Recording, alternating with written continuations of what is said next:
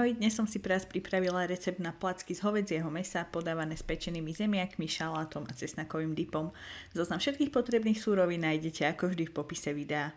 Začnite nakrájením zemiakov na mesiačiky a cibulky na jemno.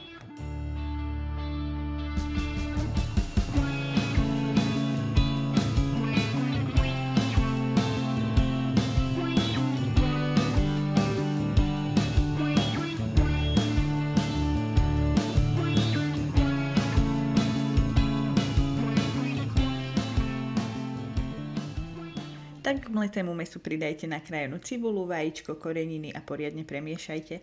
Z mäsovej zmesi tvárujte požadované placky a ukladajte na plech na pečenie.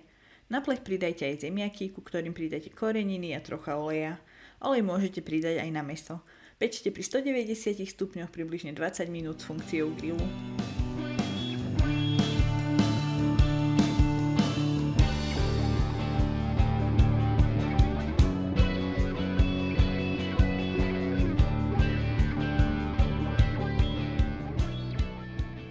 Medzičasom pripravte šalát. Nakrájete ľadový šalát, uhorku a jarnú cibulku.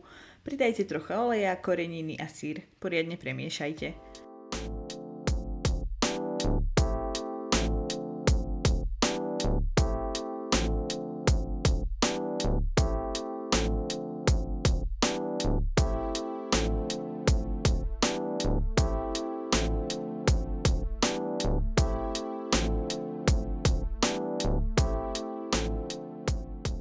Potom v ďalšej miske zmiešajte grécky jogurt, koreniny, olivový olej a cesnak.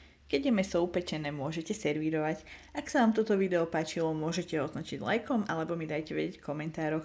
Tiež ma môžete sledovať aj na Instagrame, kde budete mať prehľad o pripravovaných receptoch.